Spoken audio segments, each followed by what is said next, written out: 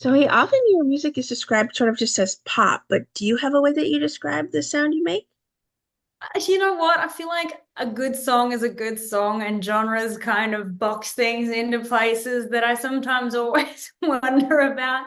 I think the term I'm kind of in is country pop, which I'm okay with. But yeah, a good song is a good song, I think, despite whatever the genre might be. You have a beautiful voice. Who are some of the musical influences you had when you were growing up? Oh my goodness.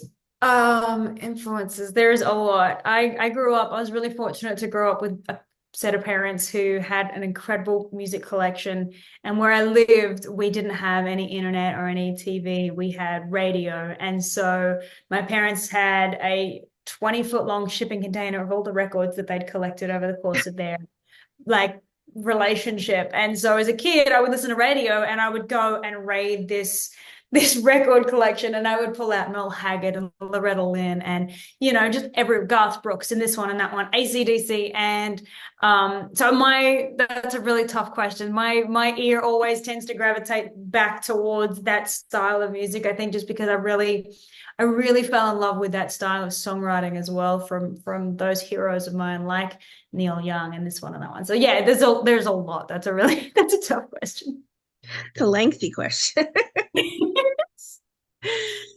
You have your song 666 out now, which is so cute and so well received, I'm sure. I have to ask, where did the inspiration come from? So funny story.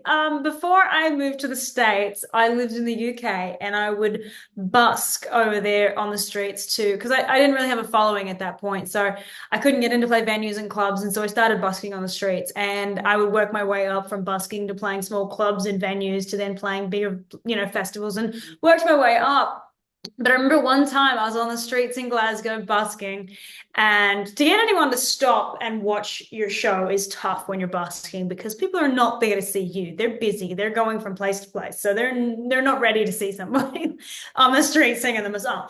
So I remember this one afternoon, it was summer in Glasgow, and I think I was performing maybe Country Roads, and I'm singing away. And as you do, you start thinking about other things. And I just noticed this really good looking guy who stopped and he had a coffee and he watched my whole set for hours. And I was blown away because this guy was really cute, really hot. And as I'm sitting there playing this song and I'm thinking, wow, he's got to be about 6 foot.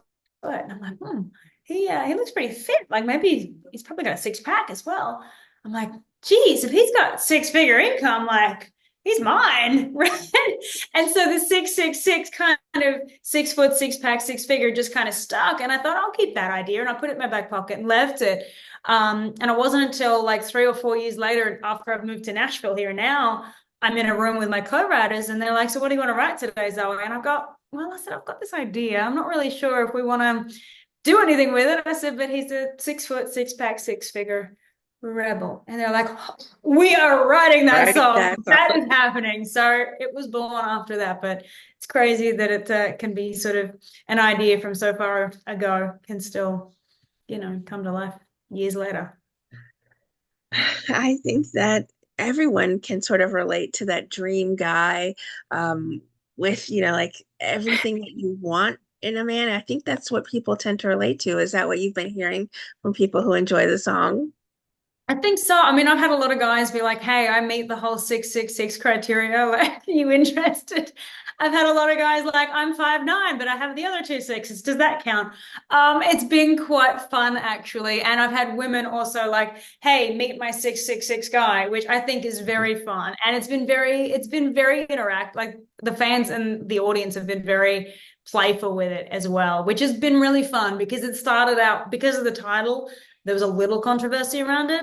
Sure. I think people thought it was going to be something else, and when they realized what it was, and it wasn't, it was actually about a guy, a hot guy who's kind of trouble. It's been really well received, and I've been really grateful for that so far. Yeah. Well, this song was written by you, Bonnie Diamond, and Clayton Johnson.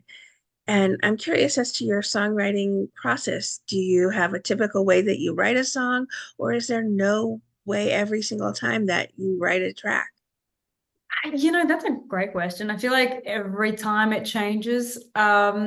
I also feel like it really is based around what's going on in your life too. Like that idea, as I said, started from an idea I had 3 or 4 years ago. And then it just kind of, and I tried to write something with it before and it never sort of found its feet. Um, I think it just depends on where you are in life, but also who you're writing with. When you collaborate with other people too, they have ideas and they bring things to the table as well, and vice versa. I always try and bring something to the table if I'm working with other people. If I'm writing by myself, a lot of times it'll be I'll just sit and play an instrument, be the piano or the guitar or whatever I might have, and kind of just figure. A lot of times I'll figure out melody. Because I feel like that's the part that really sticks with someone is when you hear a melody, you might not catch all the lyrics, but you go, oh, wow, what was that? What was that melody? And it sticks with you. And so I kind of I'll play with that first until I find something or something comes to me. And sometimes it's just like this piece of information that just kind of floats down and you just kind of have to grab it. And it's not really something you're consciously thinking about or trying to write. It just kind of happens and your hands start playing something and you're like, oh, and so then you take that and then fit words to it, or it's kind of like a puzzle. Then you just kind of make it shape the rest of it, which is kind of fun. It's a process, but every time is different. So yeah, it's fun. How much of a hand then do you have on the production side of the music that you make?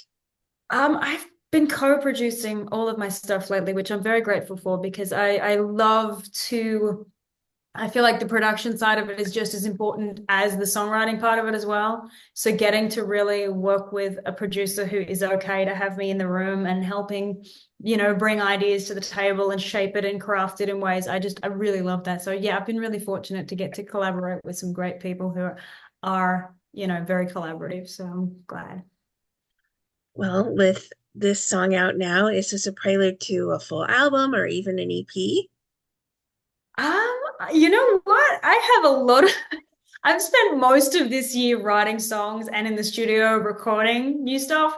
So there's a lot of stuff coming. I'm not going to give any dates or any times just yet because I never like to do that. I like to spring things on people by surprise.